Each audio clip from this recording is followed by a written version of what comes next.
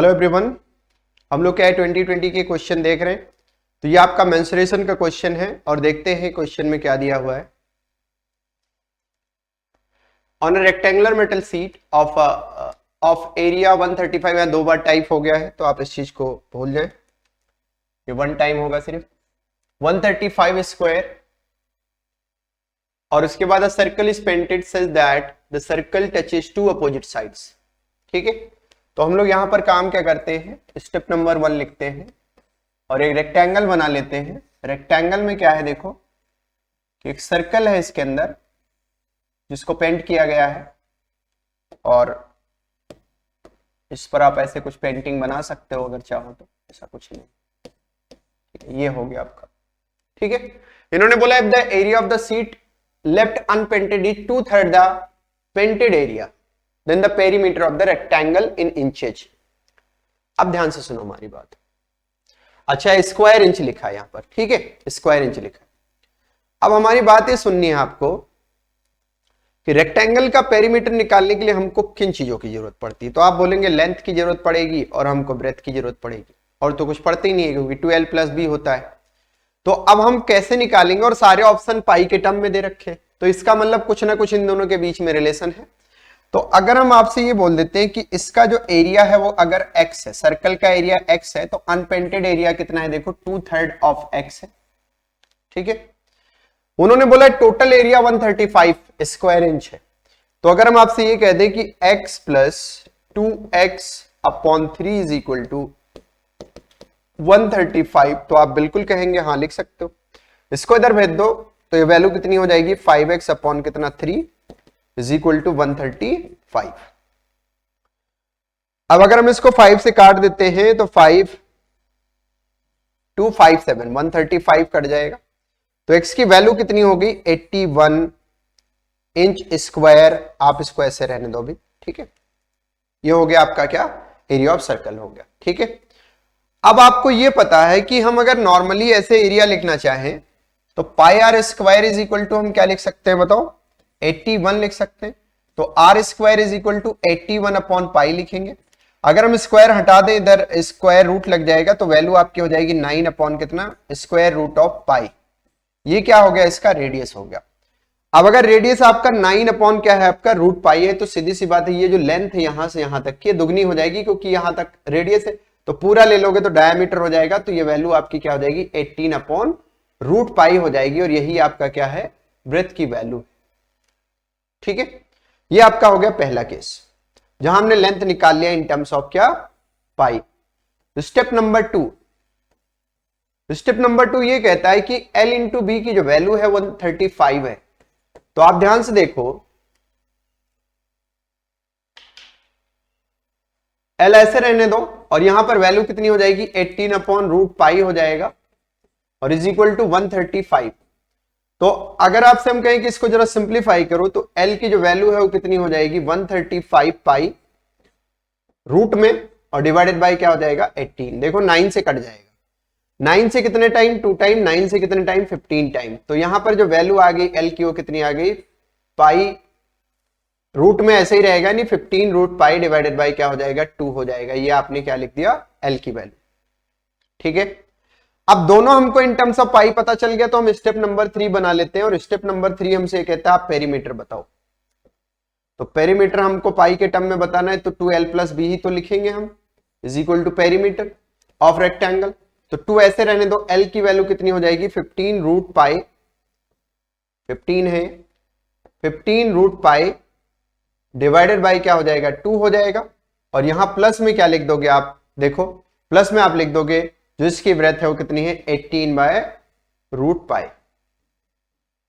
तो अब हम देखें तो 2 अगर मान लो मैं अंदर भेज देता हूं तो 2 कैंसिल आउट हो जाएगा और यहां पर हो जाएगा आपका 36, या 3 कॉमन ले लो। तो जब आप 3 कॉमन ले लोगे तो आपके पास 2 मल्टीप्लाई करने के बाद 2 तो हट गया और यहां पर आपका 36 है, तो यहां हो जाएगा 12 और यहां कितना हो जाएगा 5, तो बाहर आ जाएगा 3 और अंदर हो गया 5√π प्लस कितना 12 डिवाइडेड बाई कितना √π। अब ऑप्शन मैच करते हैं, तो ऑप्शन में ऐसा कहीं किसी ऑप्शन में अभी तक नहीं दिखा हमको कि √π 5 के साथ हो, तो कॉमन ले लेते हैं क्योंकि सब में देखो बाहर है, तो जब आप पाई कॉमन ले लोगे या पाई से ऊपर नीचे मल्टीप्लाई डिवाइड कर दोगे तो 3√पाई ऐसे रहेगा, और यहां देखो पाई से डिवाइड होगा तो 5 हो जाएगा, और ये 12 ऐसे, और ये आपका पाई का स्क्वायर हो जाएगा तो रूट हट जाएगा तो वैल्यू क्या हो जाएगी, पाई हो जाएगी। तो ये आपका क्या आ गया, इंचेज स्क्वायर में आपका क्या हो गया, ये पेरीमीटर ऑफ द रेक्टेंगल। और कौन सा ऑप्शन इसमें से सही है, देखो फर्स्ट ऑप्शन सही है। ठीक है, तो मुझे पूरी उम्मीद है समझ आया होगा, क्योंकि बहुत ही आसान सा क्वेश्चन था। आप देख लो एक बार दोबारा से। सबसे पहले एक मेटल सीट है रेक्टेंगुलर फॉर्म में, उसका एरिया दिया है उन्होंने बोला सर्कल बना रहे हो आप, तो सर्कल का एरिया अगर आप मान लो x है तो वो कितना होगा, बचा हुआ 2/3x होगा। ऐड करके मैं इसके इक्वल लिख के x की वैल्यू निकाल ली। x हमारा एरिया है तो इससे मैंने पाई r की वैल्यू निकाल ली। उसके बाद l की निकाल ली, दोनों का यूज करके फिर हमने क्या करा, 2l + b लगा दिया और हमारा क्या मिल गया, पेरीमीटर मिल गया। तो काफी आसान क्वेश्चन था ये। चलो नेक्स्ट क्वेश्चन पे चलते हैं और देखेंगे क्या है। तो अब आप ये देखो कि ये क्वेश्चन आपका जो लिखा हुआ है ये क्या कहता है। इन्होंने बोला है straight road connecting 2 points and B, car 1 travels from A to B and car 2 travels from B to A, both leaving at the same time after meeting each other. They take 45 minutes and 20 minutes respectively to complete their journey. If car 1 travels the speed of 60 km/h, then the speed of the car 2 in km/h. अब इसको आपको देख करके तुरंत एहसास होगा कि हमने ऐसे क्वेश्चन सेकंड क्लासेस में डिस्कस करे थे। 6 क्लासेस हुई थी THD, 7 क्लासेस हुई थी, उसके हमने सेकंड वाले क्लास में ऐसे क्वेश्चन को डिस्कस कर दिया था। लेट अर्ली वाले और ये वाले ऐसे क्वेश्चन सारे हमने सेकंड क्लासेस में डिस्कस किए, जो सेकंड क्लास हम पढ़ाते हैं। ठीक है, तो अब अगर हम बात करें यहां पर देखो, इन्होंने बोला है कि एक स्ट्रेट रोड है। अब सबसे पहले तो इसका हम लोग शॉर्टकट देखेंगे, उस पहले हम इसका पूरा प्रोसेस देखते हैं, उसके बाद शॉर्टकट क्या याद रखना है। देखो जरा, अगर एक कोई इंसान है, इधर से समझने की कोशिश करना, कोई A से निकला है और ये कहां से, B से, यहां तक जाने के बाद यहां इनकी होती है मीटिंग। इसकी स्पीड है कुछ x या s1 है और इसकी स्पीड कुछ s2 है। तो जब मीट होते हैं दोनों और सेम टाइम पर चलते हैं, यहां से जो मीटिंग टाइम होता है वो कांस्टेंट होता है, मतलब TA = किसके इक्वल हो जाता है, TB के। ये बात आपको पता है। तो अगर हम यहां पर आपसे बोले कि T लिखो, तो अगर ये वाली डिस्टेंस मेरी मान लो कुछ x है, यहां से यहां तक x है और यहां से यहां तक क्या है, मेरी y है, तो आप बोलेंगे कि डिस्टेंस अपॉन स्पीड यानी x अपॉन s1 = क्या हो जाएगा, y अपॉन s2 हो जाएगा। तो अगर हम आपसे बोले कि x अपॉन y की जो वैल्यू है वो क्या हो जाएगी, तो आप बोलेंगे s1 अपॉन s2 हो जाएगी। यह हो गया आपका क्या, पहला पॉइंट। ठीक है, पूरा तरीका बता रहा हूं, उसके बाद अभी शॉर्टकट जो निकल के आएगा उससे आप इस क्वेश्चन को सॉल्व कर सकते हो। ठीक है, प्रूफ बता रहा हूं मैं इसका कि कैसे आता है ये चीज। ठीक है, उसके बाद आते हैं दूसरे पॉइंट पर। दूसरे पॉइंट पर इन्होंने हमसे एक बात बोली है कि मिलने के बाद अगर यहां से यहां तक इसको आने में जो टाइम लग रहा था, यहां से यहां तक आने में जो टाइम लग रहा था वो B लग रहा था, और इसको यहां से यहां तक आने में A लग रहा था। तो अब पता है क्या हो रहा है, जो टाइम इसको लग रहा था उसको यहां तक जाने में लग रहा है, और जो टाइम इसको लग रहा था उसको यहां तक जाने में लग रहा है। समझ रहे बात आप? ठीक है, तो अगर हम आपसे ये कहते हैं कि यहां पर आप TA लिखो, तो ध्यान से देखना, TA मतलब टाइम टेकन बाय A। तो यहां पर जो डिस्टेंस है इस बार वो y है, और किस स्पीड से जाएगा, वो x के s1 की स्पीड से जाएगा। तो y अपॉन यहां क्या लिखोगे आप, देखो s1 लिखो। सिमिलरली अगर हम इधर की बात करें तो आप देखो जो B वाला टाइम है, जो B का टाइम है वो क्या हो जाएगा, स्पीड उसकी चेंज नहीं हुई है लेकिन डिस्टेंस चेंज हो गई, तो x अपॉन क्या लिख दोगे, s2 लिख दोगे। अब अगर हम आपसे बोले कि यहां से भी आप इनका जो है रेशियो लिखो दोनों का, तो आप क्या करेंगे,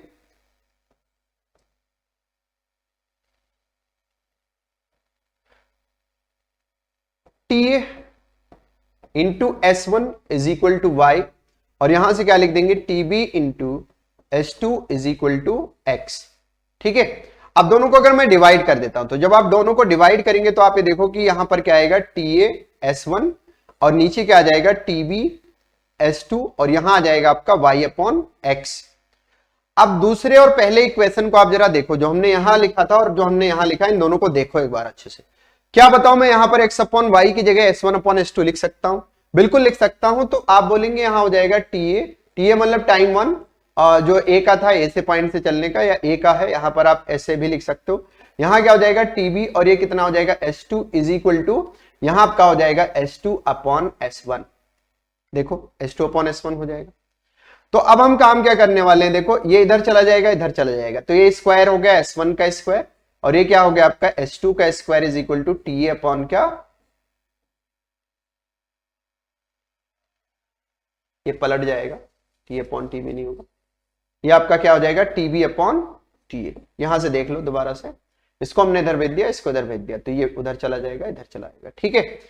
तो इसी को शॉर्टकट तरीका याद कर लेते हैं बच्चे की, कभी भी अगर मिलने के बाद का टाइम पूछता है, मिलने के बाद का अगर टाइम दे रखा है और आपसे कुछ भी पूछ ले, इन चारों में से 3 चीज गिवन होगी, एक मिसिंग होगी, तो अब आप समझ जाओ कि हम कैसे सॉल्व करेंगे। तो उन्होंने देखो क्या बोला है, और ये जो टाइम है मिलने के बाद का टाइम है, ये पूरा बेसिक इसका प्रूफ था, कैसे आता है ये चीज निकल करके, वो हमने बता दिया। अब हमको इसमें रखना है इसको, देखो यार आपको बस इतना याद रखना है, जो लास्ट में ड्राइव होके आया है उसको आपको याद रखना है। जब भी कभी ऐसा वाला क्वेश्चन दिख जाए, आपको सिर्फ लास्ट में जो आया है ड्राइव होके उसको याद रखो। तो हमने देखा कि यहाँ S1 है अपॉन S2 है इज इक्वल टू कितना है मेरे पास TB है, और नीचे कितना है आपका TA है। आप इसको T1 T2 भी लिख सकते हो, मतलब इसको T2 और इसको T1 भी लिख सकते हो, तो आप ये याद रखो, ठीक है। या आप भूल जाओ, ये हटा दो, B हटा दो, आपको ऐसे समझाने के लिए हमने B लिख दिया था।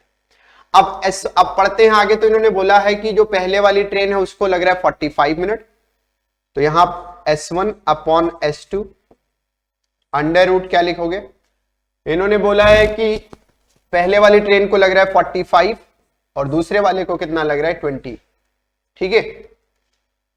अब मैं काम क्या करूंगा, दोनों को काट दो, 9 और ये कितने टाइम चला जाएगा 4 टाइम, ठीक है।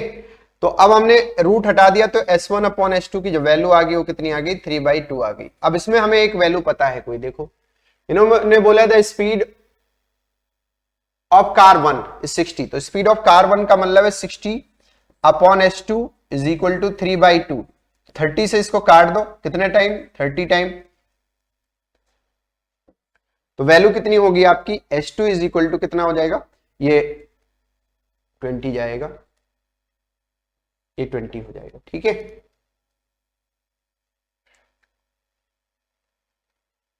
तो आपकी वैल्यू कितनी हो जाएगी यहां पर देखो, ये हो जाएगी 40। 1 मिनट, यहां पर एक गलती हुई है, हमने यहां टाइम उल्टा लिख दिया। देखो टाइम हमने पहले वाले का जहां लिखना चाहिए था वहां हमने दूसरे वाले का लिख दिया, और ये वैल्यू कितनी हो जाएगी 45, ठीक है। हाँ अब सही है। तो यहां के बाद देख लेना, तो S1 upon S2 is equal to कितना हो जाएगा, ये वैल्यू आपकी हो जाएगी 2/3। अब इसमें से हमको एक वैल्यू पता है पहले से, कितनी पता है देखो 90 पता है, तो वैल्यू हम 60 पता है, तो ये 60 हो गया, और ये मल्टीप्लाई बाय 3 हो जाएगा divided by 2 is equal to S2 बताना था, ये कितने टाइम 30 टाइम, तो S2 की जो वैल्यू है वो कितनी हो जाएगी 90 km/h, ठीक है। तो कहने का मतलब है कि ये इतना प्रूफ नहीं करना है आपको, आपको सिर्फ ये लास्ट में जो फॉर्मूला ड्राइव होके आया था आपको सिर्फ इसको याद रखना है, ठीक है। लास्ट में सिर्फ ये याद रखना है आपको कि S1 अपॉन S2 की जो वैल्यू होती है वो inversely proportional T2 upon T2, T2 upon T1 का अंडर रूट ले लो बस, और कुछ नहीं, ठीक है। कब का टाइम, मिलने के बाद का अगर दे रखा है, यहां मिले उसके बाद का टाइम दे रखा है अगर, तो ठीक है। तो मुझे पूरी उम्मीद है कि आपको ये क्वेश्चन जरूर समझ आया होगा।